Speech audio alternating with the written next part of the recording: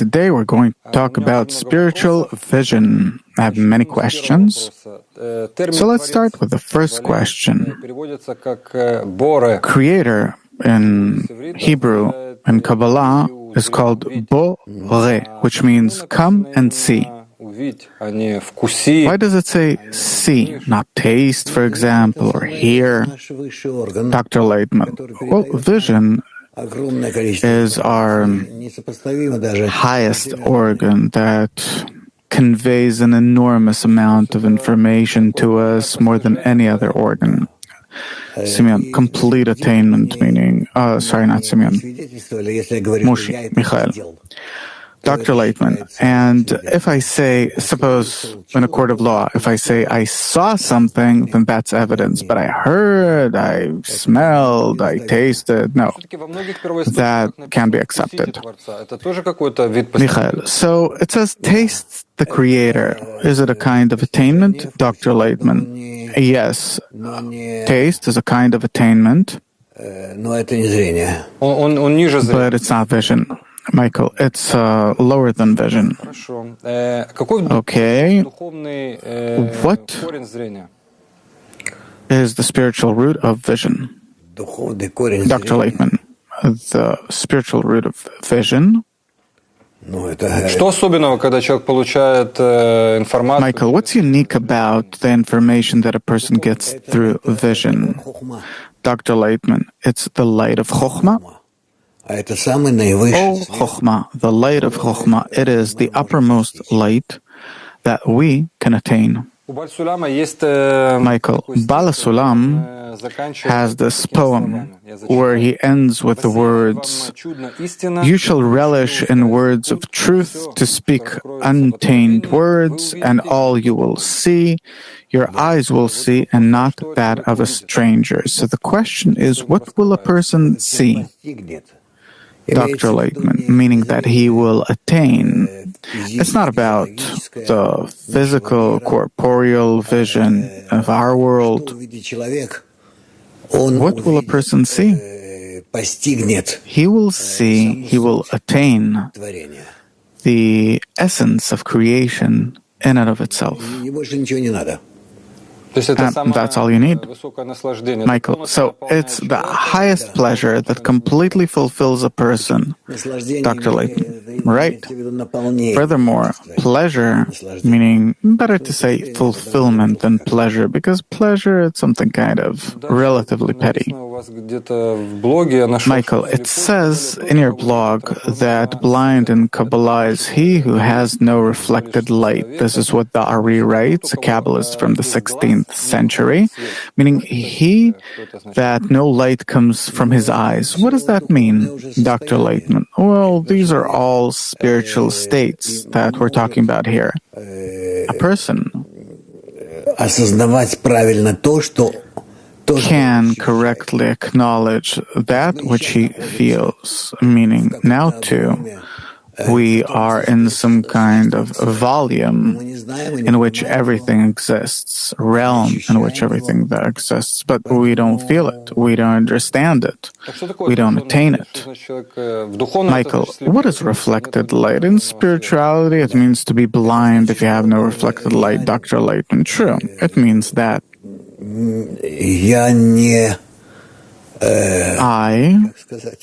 I say this, I cannot reflect all of those pleasures that come to me. I cannot. I can't find the words in Russian for some reason. I can't receive not for my own sake. Michael, so it's impossible to receive in spirituality directly in the egoistic vessels, Dr. Laitman. True, and that's why a person's limited. Where I can rise above my ego and receive not for myself, then that's considered vision, seeing, attainment. Michael, so to the measure to which I can reject these pleasures not to my own benefit, I can see. And to see means to attain. Dr. Laitman, right. The highest attainment is vision. That's how it's called.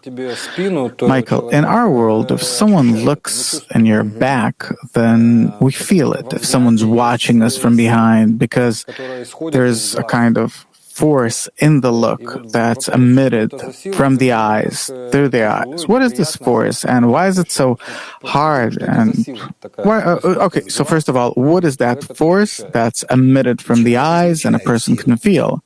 Dr. Laitman, man projects a force not only through his eyes, but through any of his organs of the body, and especially through the eyes. And with the help of a look, we can control and influence our surrounding, both animals and human beings. Michael, so it's not a matter of the eyes, but man's inner forces. Dr. Laitman, an evil eye is not something that people just talk about. Michael, why is it hard to look in a person's eyes? Dr. Laitman, it causes the need to clearly express yourself. And this is something that no one wants.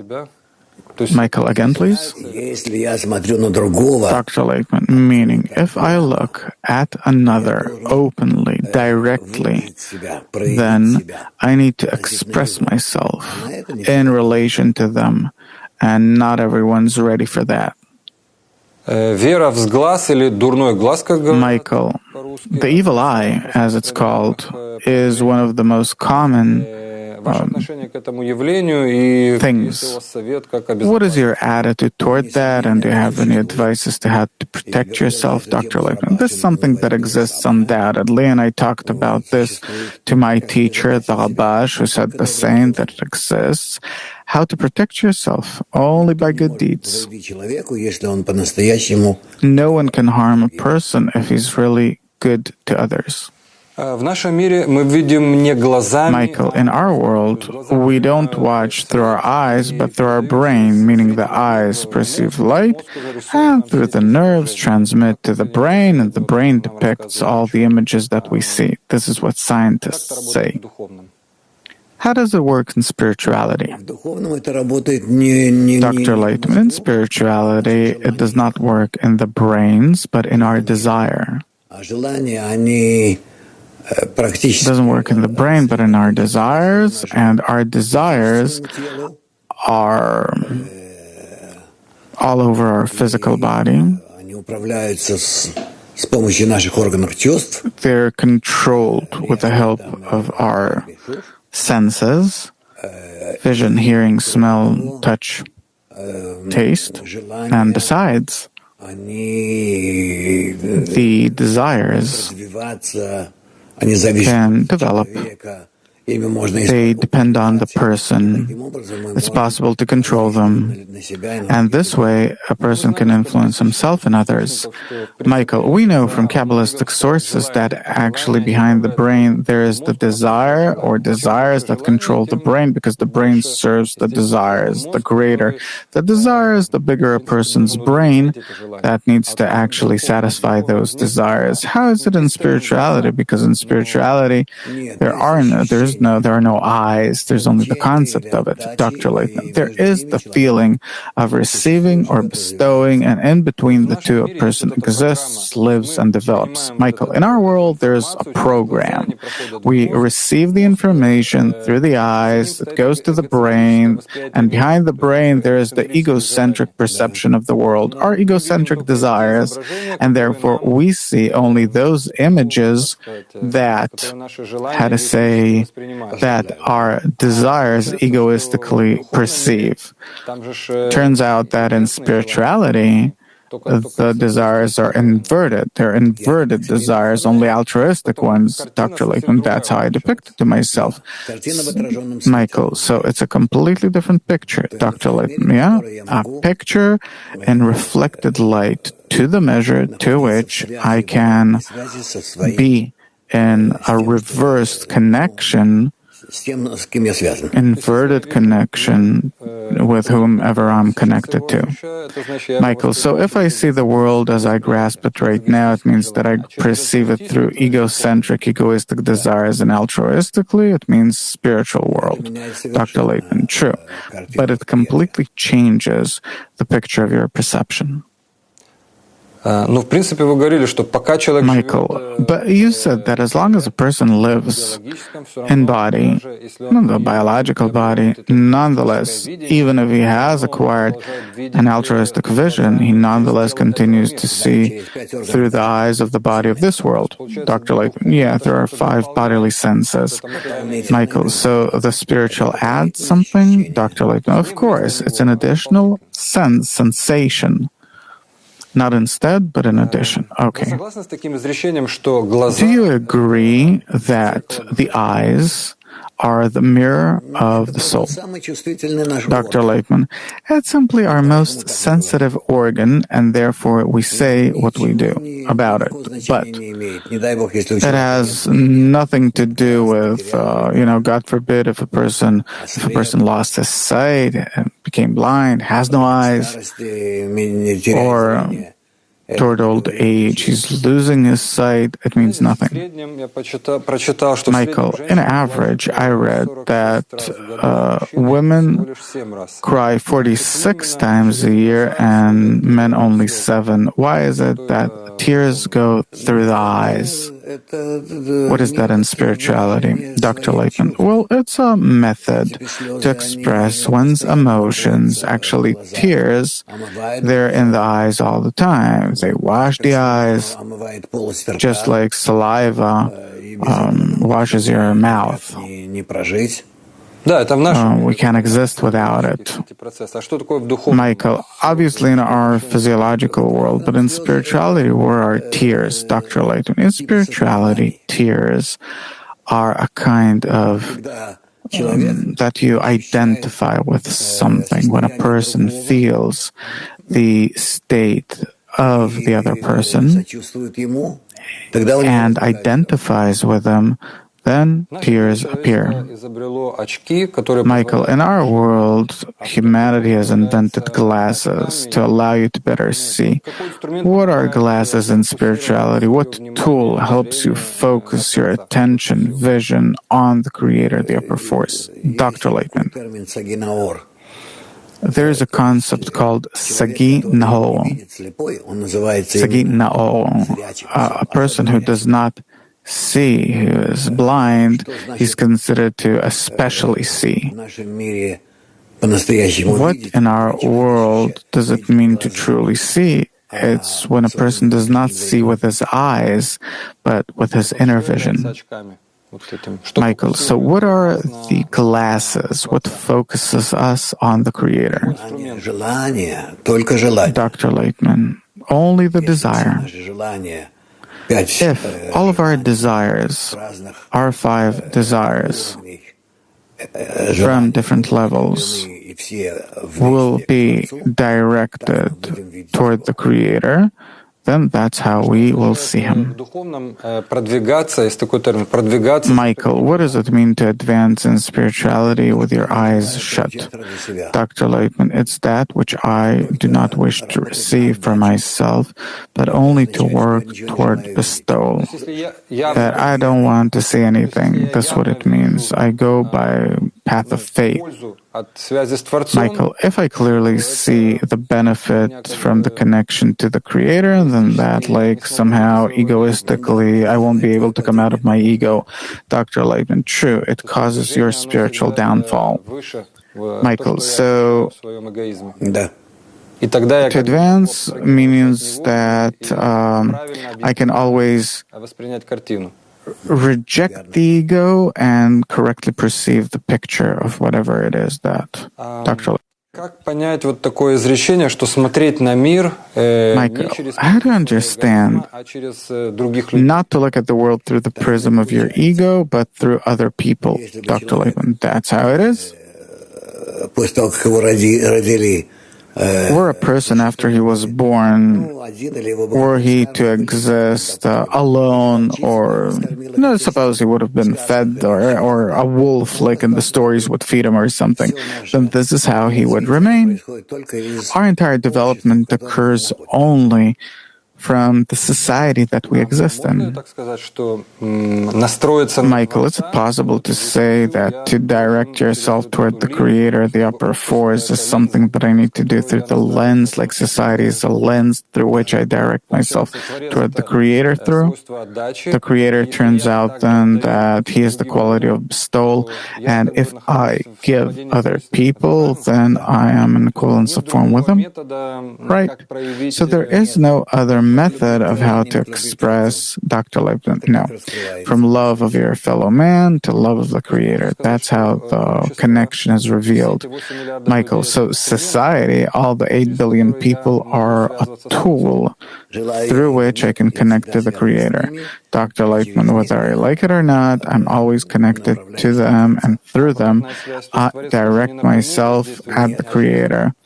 Michael, and also the Creator, He comes through them, Dr. Laitman, but not only directly too, because the Creator, He influences us in all possible ways, and we can influence Him only to the extent to which we're connected with other people. Michael, so I connect to Him only through other people, and He can connect to me either through others or directly. Dr. Laitman, well, there's also direct connection to the Creator, but that's a different kind of connection. Michael, why compared to other animals, man receives most of his information through vision, and how is it possible to use this to convey information? Dr. Laitman, I think that that's how it is in animals too. The thing is that man differs very little from animals, and that what differs us from animals is our increased desire to reveal, to see, to grasp. That is developing in us all the time. As it says, that one-day-old calf can already be called a bull, and a 1-year and a one-day-old man is, incapable of anything, and you need years over years to develop him to the degree of a human being, of man. So the difference vast. Gradually in us develops such a desire, such an egoism that allows us to research the surrounding world, ourselves, and the Creator. Michael, we know that it is forbidden, that it's to materialize anything. Dr. Laitman, well, if you're talking about sketches, it's schemes, not of the entities themselves, but of forces. And that's why we have sketches, etc. Michael, why are images forbidden, Dr. Laitman, for a person not to get confused about what objects are, what kind of volumes exist in the world, realms, because nothing actually exists in the world, it's only depicted in us, in our imagination.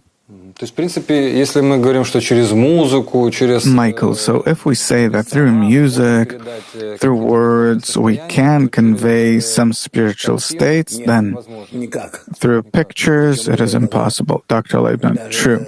In no way. Furthermore, it is unpreferable. Michael, it confuses a person. Okay, next question. What do you think? What genre of movies would be best suitable to convey Kabbalistic information? Comedy, drama, history? What would suit it the best? Dr. Laitman, no, I think that anything that a person experiences can be suitable. It depends only on the initial thought. Michael, what genre do you prefer? Personally, Dr. Laitman, I think in order to convey Kabbalistic information, I can't imagine any genre, but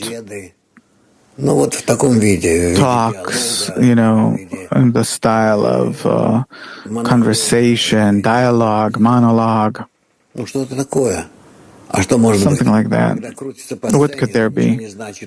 When someone simply, Michael, or it could be comedy, drama, Dr. Laitman. It depends on what do you want to communicate, so you can't say in advance. I don't think that. I don't think that to say in advance that you'll convey it through drama or comedy, that it'll help you, Michael. But, the Torah was written in the form of drama. You have wars, love, hate. Dr. Laitman, well, it's not exactly what we imagine. We don't understand what's written in the Torah. It speaks of completely different things than what we read. Michael, so we can't say that it was information that was conveyed to us through it, Dr. Laitman. Nothing was conveyed to us at all. It is a story that tells us about how a person rises above his own nature to the level of the Creator. Michael, as Kabbalists, right, we're living in the last generation where all people are as if ready for correction. Is it related to the fact that today any person can make a video product, push a button, and all 8 billion, theoretically, all 8 billion people can watch him? Previously, there was no such thing. Dr. Laitman, such an opportunity exists. And, Michael, what is it related to, Dr. Laitman? To the fact that we're truly becoming one humanity as one person. Michael, so one person can convey information to everyone and everyone to him? It's interrelated, Dr. Laitman? Yeah, it's related to the program, the plan of development of humanity, and you simply need to learn how to properly use it. Michael, are you content with the video materials that your students create, videos, clips, you watch them?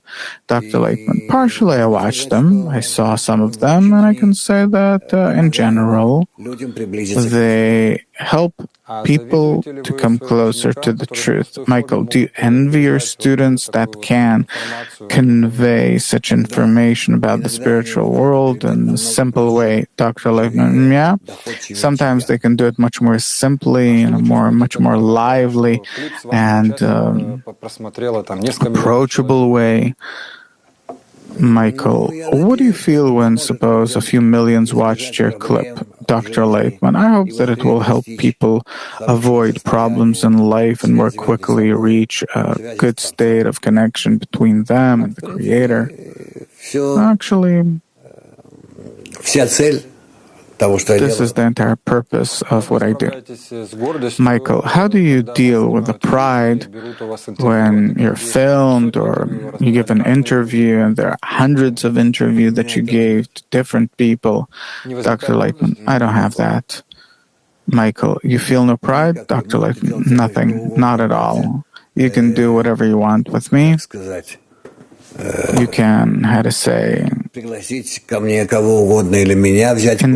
whoever you want here or take me wherever you want, even, to meet the president or whoever. Nothing. I talk to the Creator. What is man here? It's not that I disrespect or disregard people, but no person in the world can somehow Michael, impress you? Dr. Laitman, no, suppose impress, yeah. Michael, your favorite movie? You always, on your lessons, you give examples from Harry Potter. And you always mention a scene where he goes through the wall at the railway station. Why did it impress you so much, Dr. Laitman? In a form of an example, because if a person really is tending to go through the wall, he'll cross. Michael, that's your favorite film, Dr. Laitman, I don't have any favorite movies. There are certain scenes that I was shown, so I can give these examples. Michael, what role would you want to act out? Some character, someone from the past, future, present? Dr. Laitman, I didn't see such roles. Michael, well, they're heroes from the source texts, from the Bible. Dr. Laitman, no. I just simply need to be myself and correct it. Michael, were you to have all the resources of our world, what movie would you make and about what? Dr. Laitman, I would make several movies about the role of man, about the ability to come to the revelation of the Creator, about how to create such conditions that will allow people to develop spiritually, how to correctly raise children, how to, run a family, etc. Meaning practically these are educational films, movies, in our world, spiritual world. Michael, when we create some kind of video product, some movie, series, would it be good to show it to all of your students, a few tens of thousands of students that you have, for all of us to watch it, for each of us to include it in our desires, put our intentions into it, and only then publish this product? Would it help? Dr. Laitman, it would help. I'm in favor of it. Michael, we have such an opportunity. In 2 weeks, we have a Congress. And on the 26th of September at 4:30, we will have, Israel time, we will have a movie festival of our products. Well, there will be especially, there will be different kinds of things, educational, drama, comedy, different genres. And we know that movies, they very much influence a person, they educate entire generations. And unfortunately, there are very few movies with a meaning. So therefore, we made such an evening of movies with a meaning, with your participation. Maybe what would you like to add or to invite people? Dr. Laitman, it's necessary to make many such movies of different kinds, on different levels, for different people. I think that's necessary. Michael, so you think that precisely through this form of conveying information is it possible to explain to a person about spirituality? Dr. Laitman, yes.